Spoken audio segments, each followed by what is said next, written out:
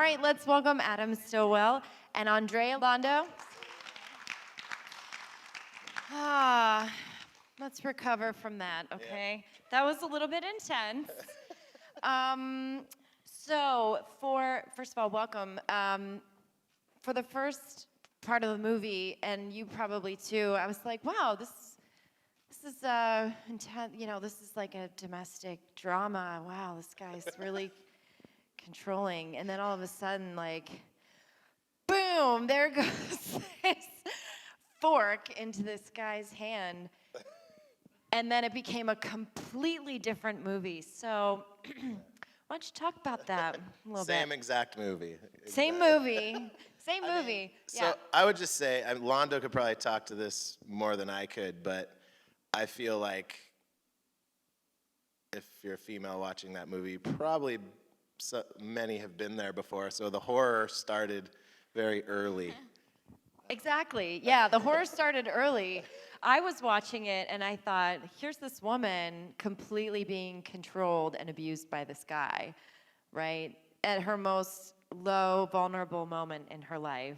She went through this horrible loss, and in her deep, deep depression, you know, hurt herself, didn't remember it, went through this trauma, and was being abused by an abuser and knew exactly how to abuse her. And I will before, I'm sure Londo has a lot to say about it, but I will defend Sean Ashmore and whatever he is in the movie, that he played it very, very honest, and the whole time played it, and that was, me and him had many, many conversations, that no matter how you come off, your goal is that you actually think you're helping.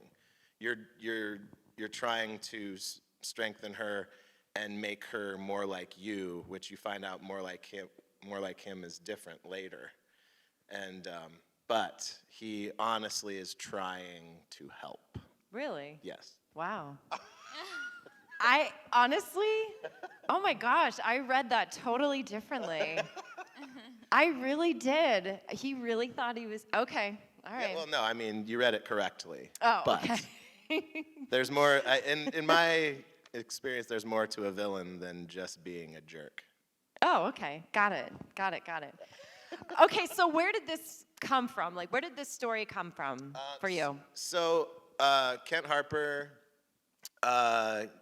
there was a pilot that I found, my friend, who actually I made paper dolls with, who we were here in 2007 with, met in a back when they had video stores. I forget what they're even called. Blockbuster. Yeah, it wasn't even Blockbuster, but yeah, it was like a video, yeah. It was that, yeah, sure, that's better. They met, and he had this pilot, and after we made the triangle, I read it, and it was kind of there, and I was like, we should make this a feature. The idea was there, which is this manipulative relationship has the twist of at the end being a demonic possession, and so we started there, and then built a feature-length script out of that idea, and leaned in hard on the demonic possession part. Yeah. Yeah. Okay. And so, Andrea, what drew you to the demonic possession part? Well, when I... Nothing. Right. No, I didn't like that part of filming. It was like 5 hours of makeup, and there was like soup all over me to look like vomit. It's always pea soup, right? Yeah, it was really disgusting. Well, when I read the script, I was super shocked at the end when I realized that she's possessed. And then I'm like, wow, that is brilliant. That this whole movie is a metaphor for being possessed and what that feels like. And I think to Adam's defense of what he said about like Sean not being, or thinking that he's helping, it's like she does try to take her life, and he finds her or goes inside her or whatever at that very moment. So in his mind, he is trying to like save her or help her. And I think in any kind of like domestic abuse or relationships where someone is extremely controlling or gaslighting you. I mean, it's not this, but it's the same dynamic in the sense that you're taking advantage of somebody when they're extremely weak. And there's no getting, it's really hard to get out of that state mentally because you were already weak and then you're just like completely lost and you don't know if you can trust yourself. Like she thinks something happens and she's like, that fucking happened. And then he's like, no, honey, it did not. And I feel like that's basically what gaslighting is, and he consistently does to her. So that's a metaphor for what's like happening when you're possessed. I've never seen it that way, you know? So I thought the script was really cool in that way.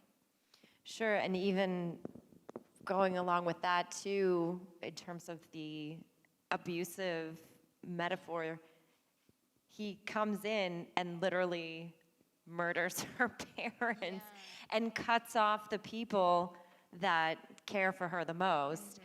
And that, of course, is what an abuser does, right? He's like, nope, no one around you cares for you. I'm the only one. And so my first step is going to be taking away the people that love you. And the sister, right? So at the end, it's like, is she a demon too? Is she possessed too? Right? Because the thing that I got was like, she shows up to the parents, you know, and she's all by herself. And the sister's like, oh, I gotta go and I'm not coming. So is she part of it to begin with? That's what my question was. Is she part of it right from the get-go? Adam? No. She's not? I thought she was part of it because she didn't show up to the dinner. She's just an asshole. Oh, she's just a jerk. Well, That's right. She's part of why, I mean, Andrea's character is this, she's trying to bring that person in life that's trying to bring everybody together and the family, we're going to do this together. And that sister is kind of the fuck off and go do your own thing sister, which kind of sets up this character's fall. And then when the sister comes, it's too late. Yeah. We all have she that is person part in our of it. family. Oh, she is part of it. In a not way. intentionally. In a way. Right. And who knows? The devil could have been on her shoulder as well. So she leaves her with this house. So speaking of the house, right? Talk about your location. It was incredible, that house. I mean, you didn't build a set like that. That house existed. Yeah, no, we got the word we were shooting in LA, and we looked everywhere. And I wanted this story to be out of time. You know, you'll see the chord on the phone. I wanted everything to be, you know, you couldn't put a stamp on when it was, because it feels so much like a dream for a lot of it, and it feels like a story that wants to be told, you know, in a way where you're not putting it anywhere other than basically it happens inside of her body. So the house was one of my first big things to find. I wanted something big. I wanted something empty, something like a body, something old, something, you know, wooden and real. So that was a big find early on, and I really fought for it as a filmmaker.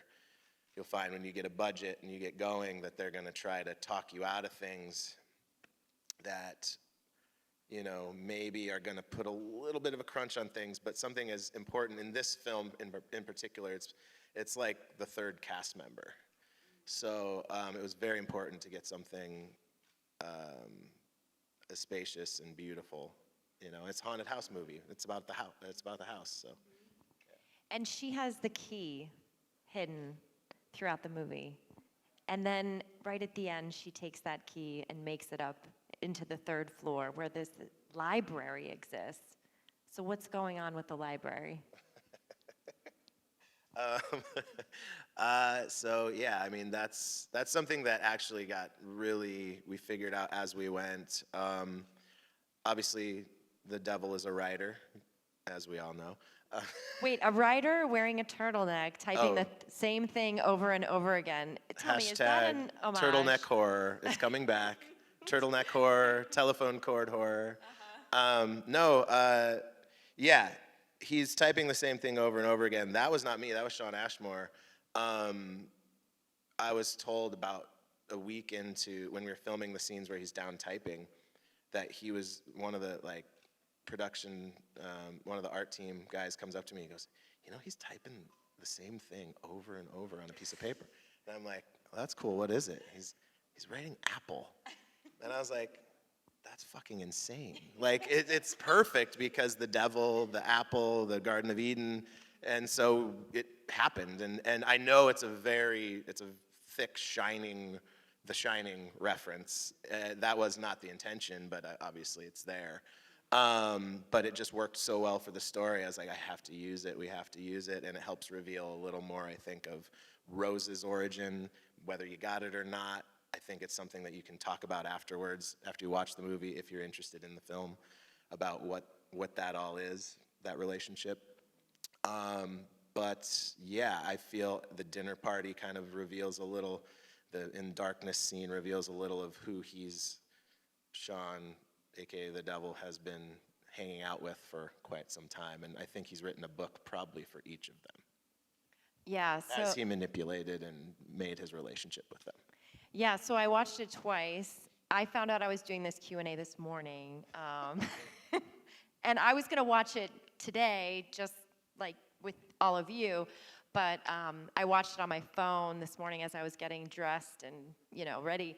And of course, there are things that you don't pick up when you watch it the first time. So I watched it the second time, and I caught some things in the dialogue, of course, when he said, you gave me a home, and thank you to all of you for coming up in the dinner scene. Of course, he's inviting all of his friends up from hell. And you have to watch it twice. Yeah, you got to watch it twice to get that. It's like my third time watching it. Oh, yes, he invited all of his demon friends up from hell, and you gave me a home, and all of these wonderful bits of dialogue that I didn't catch.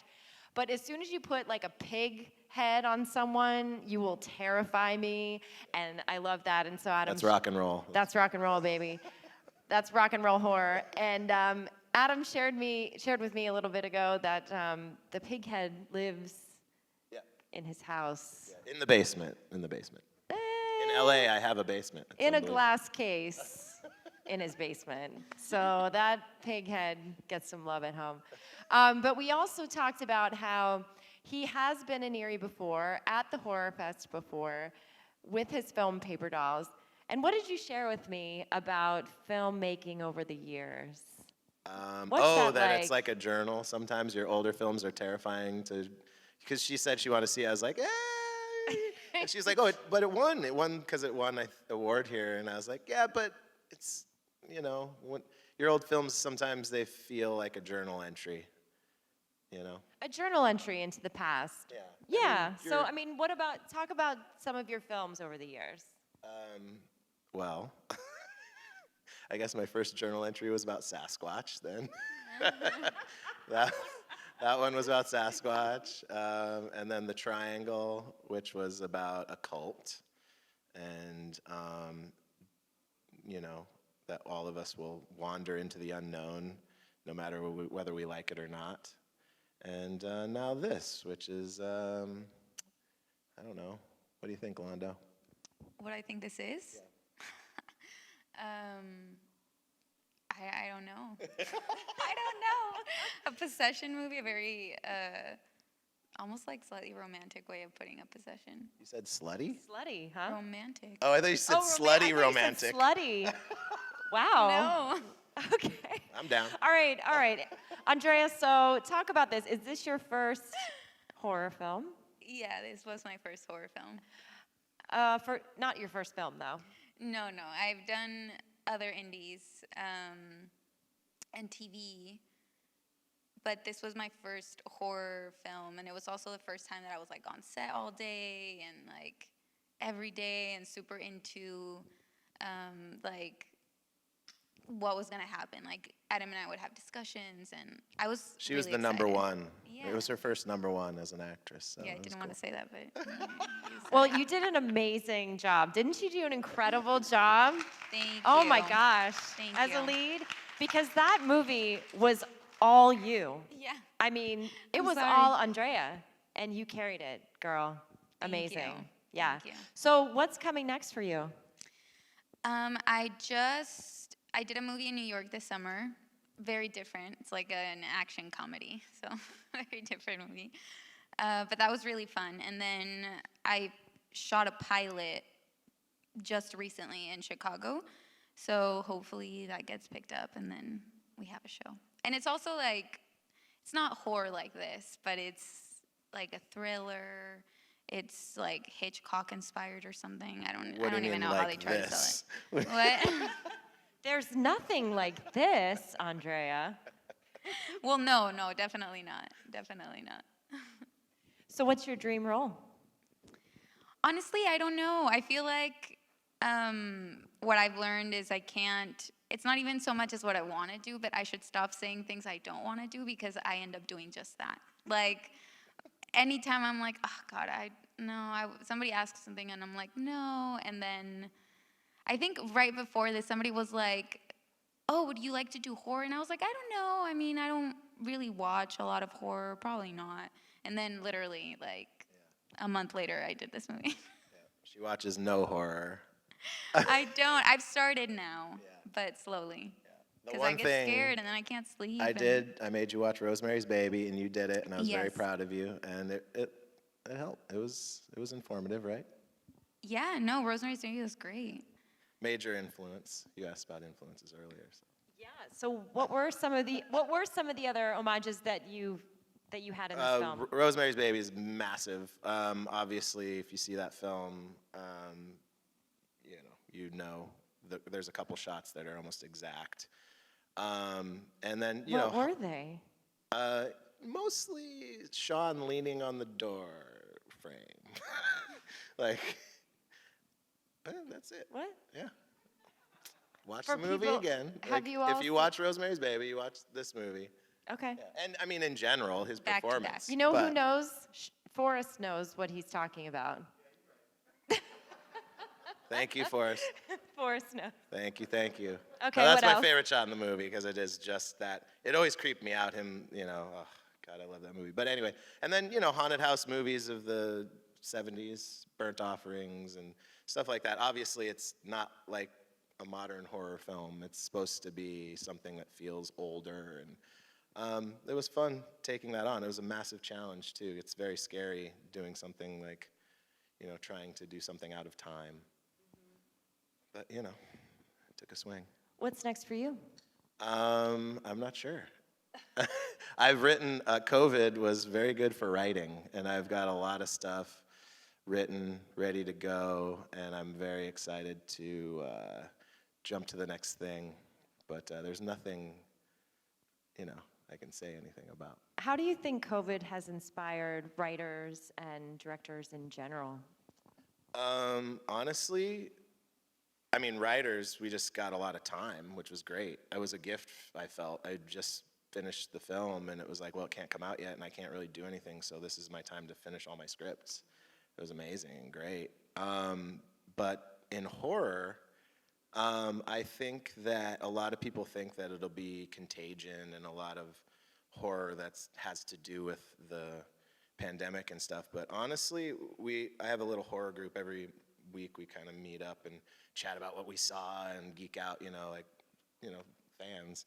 And we had that early on in the pandemic. We were like, what do we think is going to come out of this? What kind of horror? And my take was that I think it's more about our fear of other people and even people close in our lives. Because I was in a house when the pandemic started with 2 other roommates. And it was a very odd thing that happened. All of a sudden you're not trusting each other. You don't know who's listening. I know you. You don't watch the news. Are you wearing your mask when you go out? And you start like checking on each other and really wondering what the other person is doing and how that's going to affect you. So I think there's going to be a lot of paranoid horror. And I know I have something in particular that I can't wait to do that's in that zone. So, anyway. You won't tell us? No, I'm writing it right now, so I'm very excited about it, but it's happening. It's happening? Yeah. Okay, so Andrea, what's the difference for you, because you've done television? Yeah.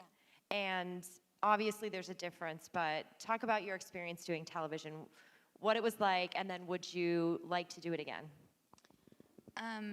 Do TV again? Yes. Yes, I would love to.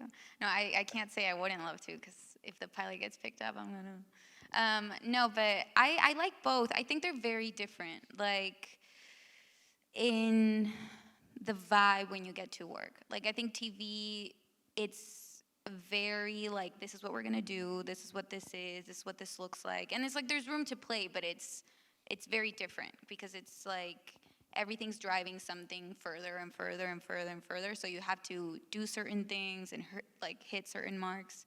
And then I think a movie, there's way more freedom to like play. You know, like for example, even this movie, honestly, when I read it, it was like, you're gonna hate this, but I was just like, yeah, it's a horror movie, but this is also a movie about like an abusive relationship, like that. I don't hate that. No, but I didn't really think about it like straight up as a horror. I was just like, ooh, this other aspect of it is so cool. That's why you got hired. Yeah. But it was really fun to play with things, you know? Or I also, when you said that you made a movie that wasn't of this time, I think that was really cool in other ways. Like sometimes there's certain aspects of horror that I think as an actor, you're like, what's driving this? You know what I mean? It's like, you know, hello? Like, why? Why am I saying that? Like, without feeling stupid or whatever. And like, for example, the key that you brought up, when I was reading the script, I was also kind of making all these notes of like what it actually means for her as far as like getting out of being possessed.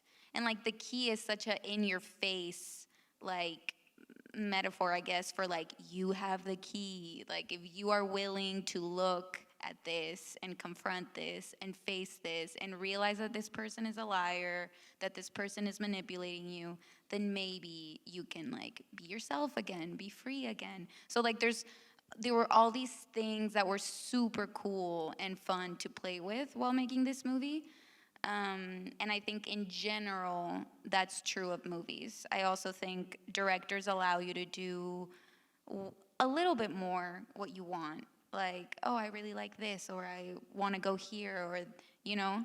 And TV, I think you're hired when you're just like perfect for the job. I don't know. Does that make sense? Of course it makes sense. Okay. And so you have a real grasp on what you're doing as an actress in a film, and I think you're ready for the next move filmmaking-wise. Are you going to hire her again? Duh. Yeah. No, Andrea, I mean, Yes. I will say Yes. this, like we talked The answer is earlier, yes.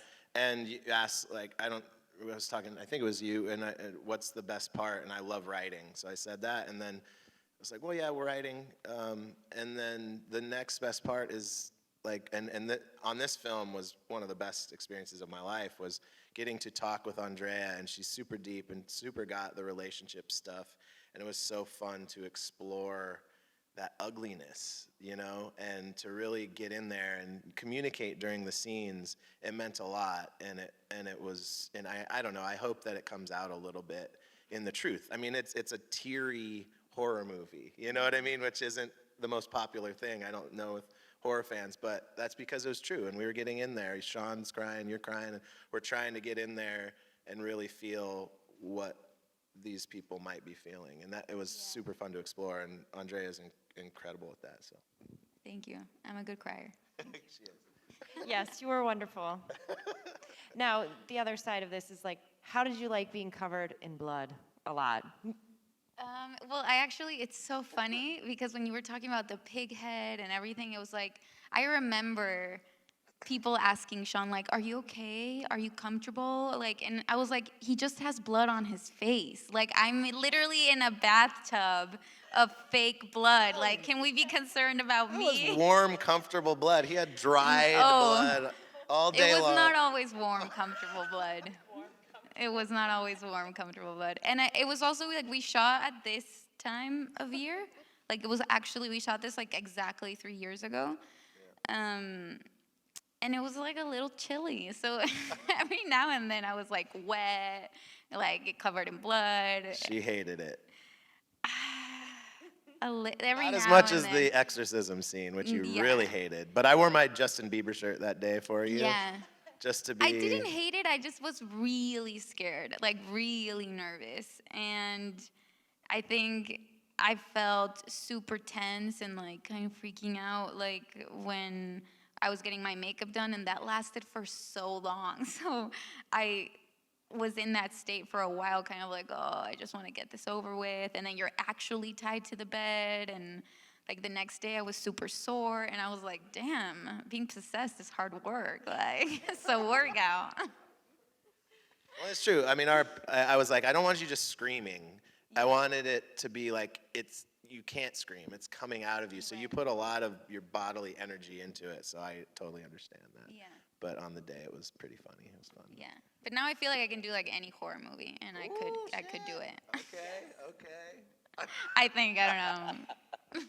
Trial by fire, that was really intense. Yeah. Yeah, you didn't just get killed once. You were being killed throughout the entire film. I mean, constantly getting choked. And yes, like all these getting things. choked, slashing, crawling in blood, ripping things out of your body, choking It up. could get a lot worse. Yeah, you were being killed over and over again throughout the film. Yeah.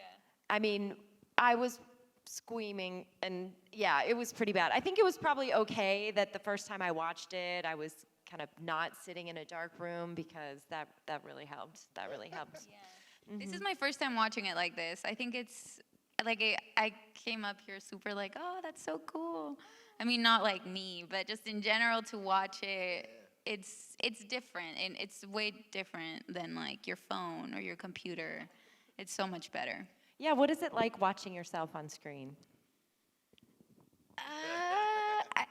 I think sometimes I shouldn't do it by myself, because I think I'll like pause a moment where I think I look really ugly or something, and I'll just be like, oh, that's so disgusting. Like, why do I look like that? Why does my face do that? Like, that's a really honest response. Like, I think when I first watch anything, all I focus on is like really vain things of like where I don't like how I look, which I actually have heard is super normal. Like, I think every that's probably actor super does normal for anyone that sees themselves on any Right. type of film. Yeah. But now that this is like the third time that I watch it, I can kind of like, this is the time watching it that I've enjoyed it the most, because I think I know what I'm gonna see, so I can kind of just be more like appreciative of the whole experience. What about the performance?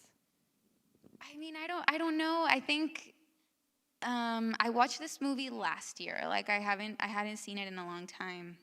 And I don't know. I think sometimes I just get caught thinking of stuff like, oh, wasn't there a scene in between that? Oh, we cut that. Oh, like, I don't like see it overall and think, oh, wow, that was great. Like, I don't think that. There have been things that when I've seen the first time, like, not this movie if I'm being completely honest, but other movies that I've done that I was like, God, that was so bad. And like, I spend a lot of time telling people, like, they're like, oh, you did a new movie. I'm like, don't watch it. It sucks. So, like, but then I get over it, and then I watch it again like a year later or something, and I'm like, oh, it's not that bad. I don't know. That's my process. I don't know.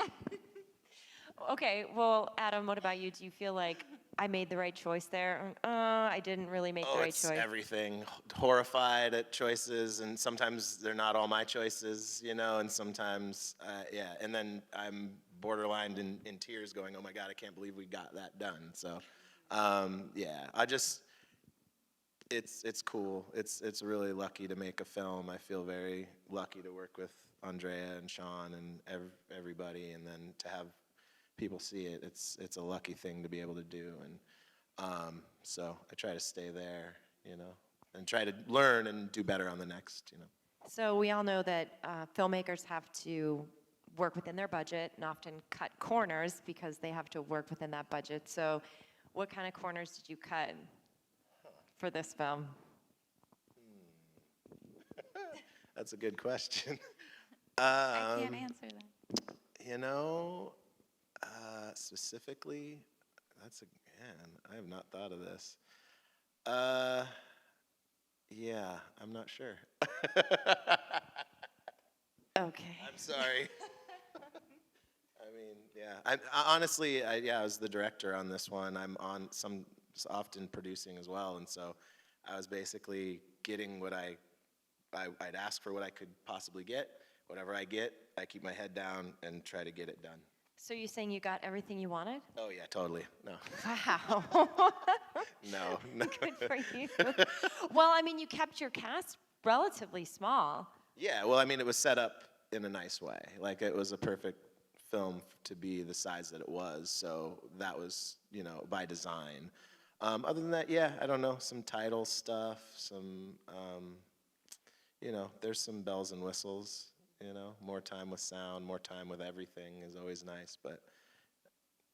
Speaking of sound, the score was incredible, and I feel that the score really made the film what it was. I think maybe you would all agree that it just really, really built the tension and the scares. I don't know, the jump scares really too. So talk about the score. Who was your composer?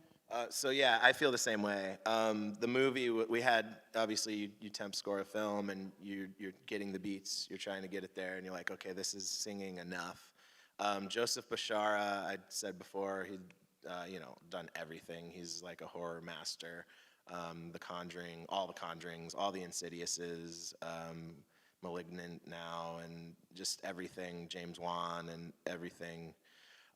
It was lucky. He got the script early on and loved it because he loves devil stuff, and like he was all about it, and was actually the one person I'd say, other than Londo and Ashmore, who immediately understood what it was. And he understood it in a really cool way where, being a guy that loves devil shit, like he felt like, I feel like the music in the film doesn't play the way a normal film would. Like, oh, this is a scary part, so it's going to be scary. No, the part where he's in a pig head, if you watch the film again, it's almost like celebratory music, like where he's like, I'm the devil, I'm raising, he's getting what he wants, which I think is fucking terrifying. And so when I went in and sat with Joe and he put the music to it, it was what you said. I just was like, it just came together, and yeah, it was really cool too. He often has a lot of strings and stuff, which is amazing, but in this one he's stuck to woodwind instruments, which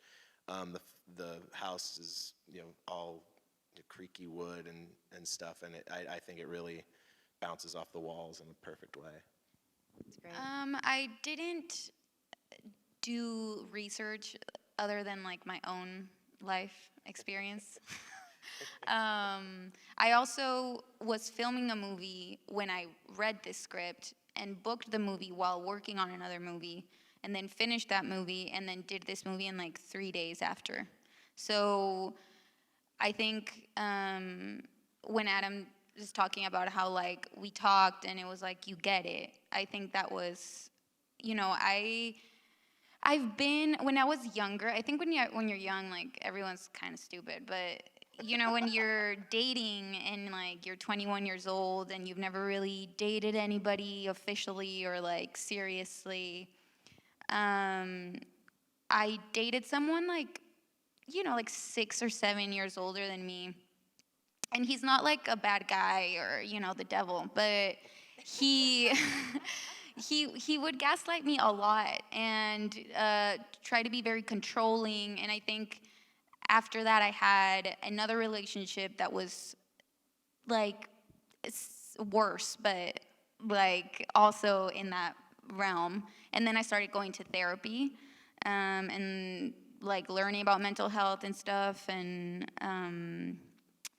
I think I take those things very seriously. Like I'm super open about it. And I think I read this and I was just like, oh my God. Like I had just broken up with my boyfriend at the time. And it just felt like I'd never read something that I was like, wow, this is like the perfect metaphor. Like this is exactly what it feels like. This is, you know what I mean? It's really hard and it's really confusing and you feel very lost. And yeah, I think, nothing like explicit. I didn't talk to I saw like 1 or 2 videos of people being possessed, and I was like, okay, that's enough. You know, I don't want to do that.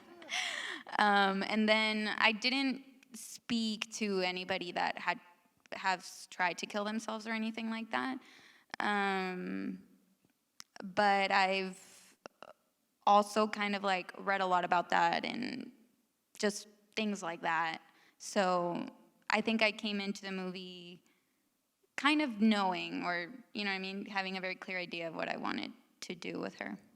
Sean is a twin, so he and he would complain about the turtlenecks a lot because he was like, this is what like my brother dresses like all the time. Yeah. He loved it at first because, I mean, well, we wanted it to be kind of a Norman Bates kind of character, you know, these sort of, you know, Cassavetes and Rosemary's Baby. So that was what we landed on. I didn't want him just to be dressed like a normal dude. I wanted somebody to go, it's weird, he's wearing turtlenecks.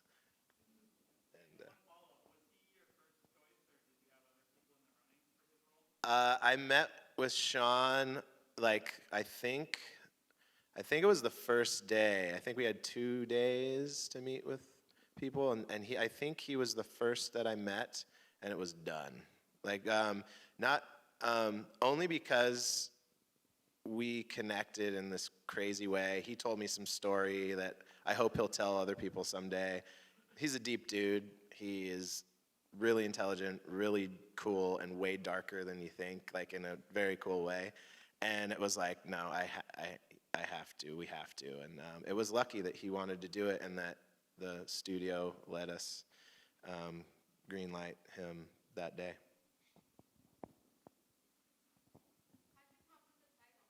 Oh God, did you tell her to say that too, John, or something? The title was Sarah Falls. I'm not gonna say I love the new title. It was not my choice, but we're all here and friends, and you know, sometimes things like that happen when you get a green light to make a movie because the title changed. But yeah, it was in the script actually. When she falls, it said the free fall, and it was a Chinese studio, and they didn't know what Sarah Falls meant, so they thought the free fall would make more sense.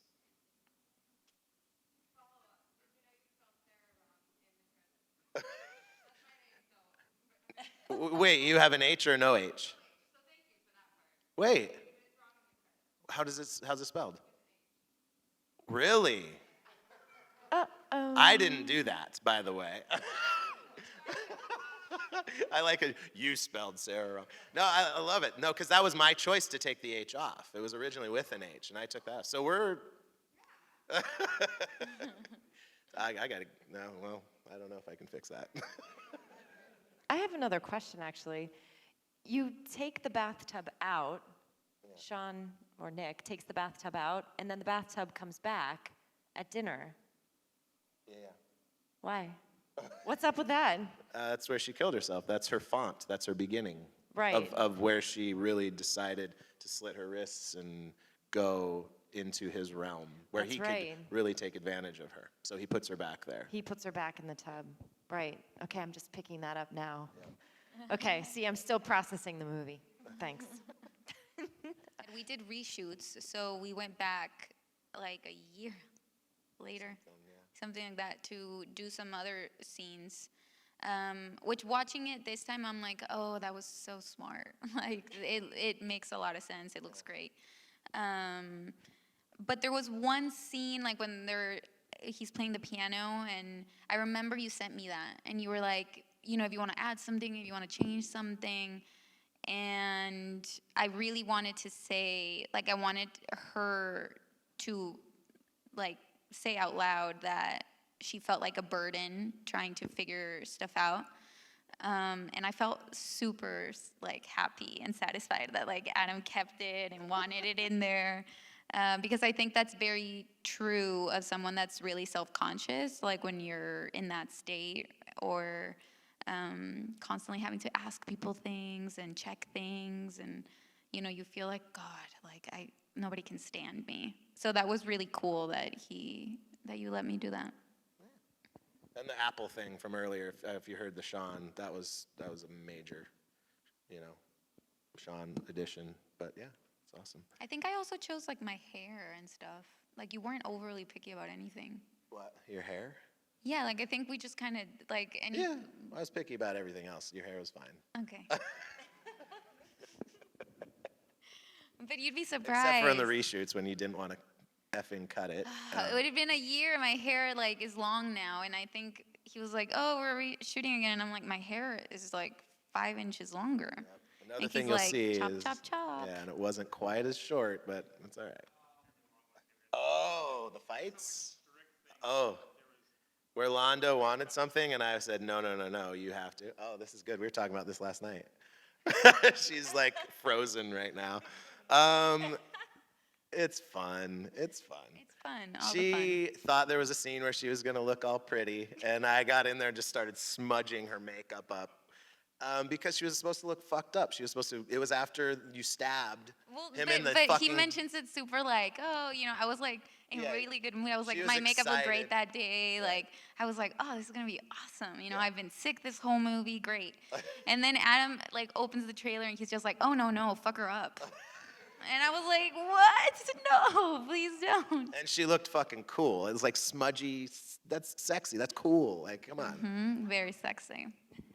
That, and then, yeah, she did not love the exorcism part. But, I stood with you. I wore my Bieber. Yeah. And looked like a total idiot on set that day. Yeah. And, yeah, she kicked ass. But I wasn't trying to get out of it. No, she's cool. I just, Adam was like, okay, you have one more take. I was like, this okay, is a good one. okay. And then afterwards I was like, You wanted to talk like about this, the feet. So, and I get this. An actor, she's busy. She's getting makeup. We do a side shot with her double to put her feet in, and she's like, I need it to be my feet. And I get it. Like, you don't want somebody to think.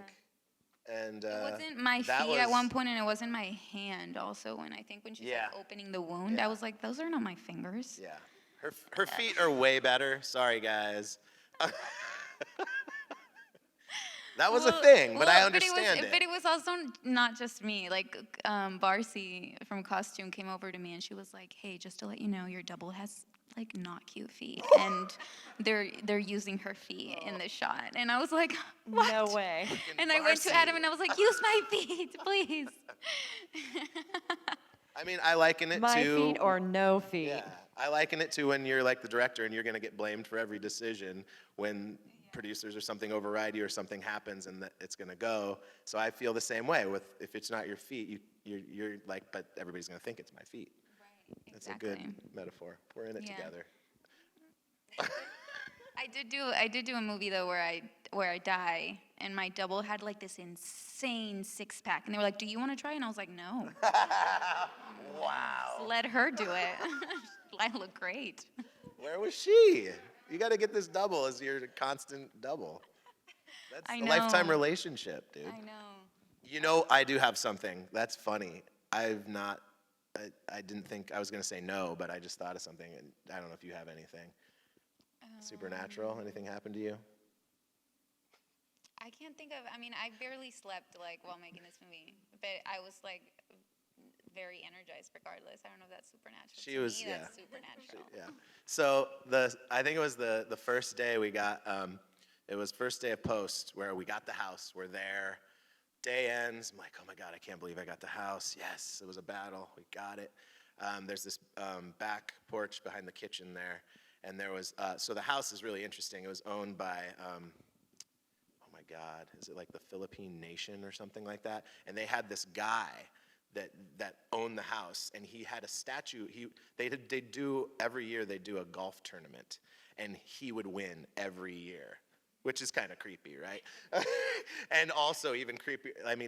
And there's pictures of this guy in there. It's super cool too. Like I was giving respect the whole time because I knew there was something going on in there.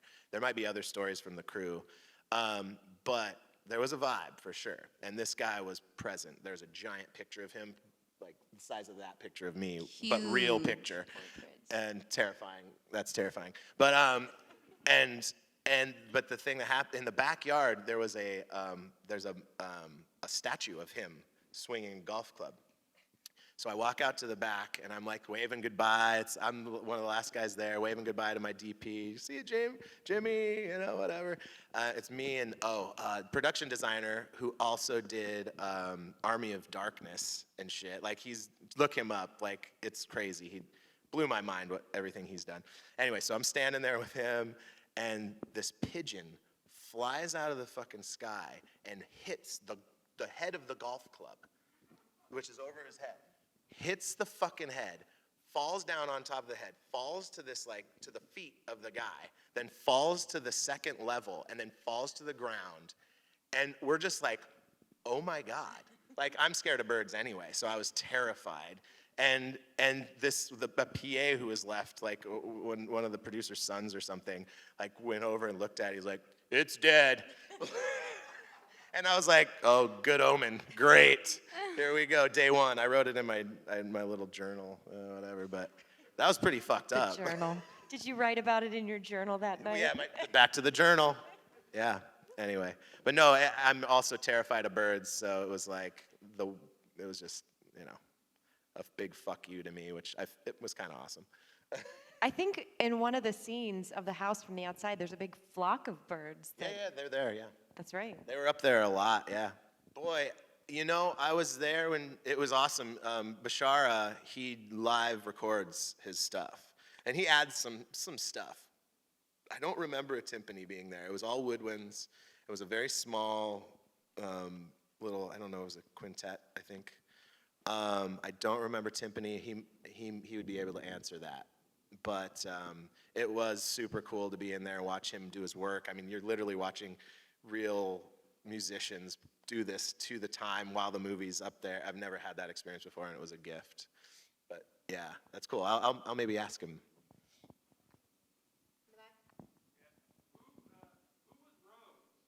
What's that? Yeah, I was thinking that too. Who is Rose? That's it. That, like I said earlier, I feel like that's one of those things that is a conversation to be had, hopefully after the movie, if anybody cares about the movie, when you like it, maybe your friend likes it, maybe you don't. We have a little conversation. She is basically his Eve, in a way. She's the original. She's the OG. That's why she fucking hates her so much, but also has to kind of help her because she knows they want more. So Rose is obviously kind of Nick's right hand, his original woman, and yeah. Her energy kind of permeates that house.